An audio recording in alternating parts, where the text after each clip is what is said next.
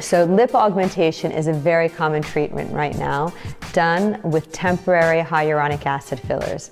I stress the importance of temporary because I have a lot of people who have had permanent lip injections done, which often end up with an unhappy patient and not a very good aesthetic outcome.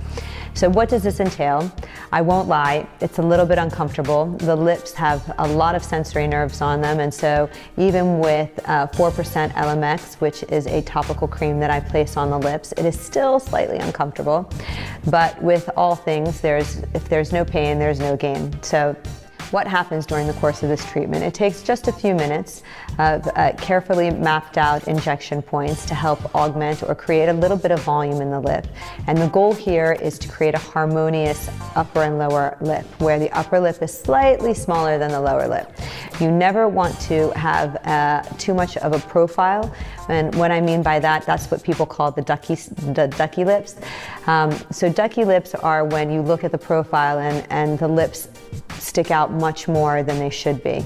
And that is an unnatural aesthetic outcome. I tend to always err on the side of caution and not to over-inject the lips.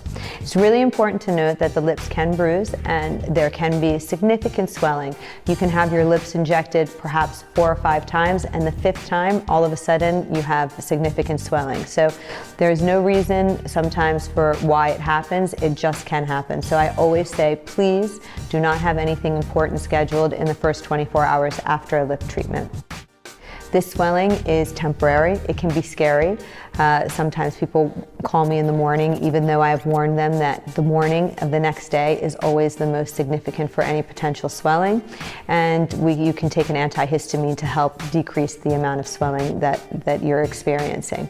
And then once that swelling is gone, it goes back to being what it should be, which is usually very aesthetically pleasing.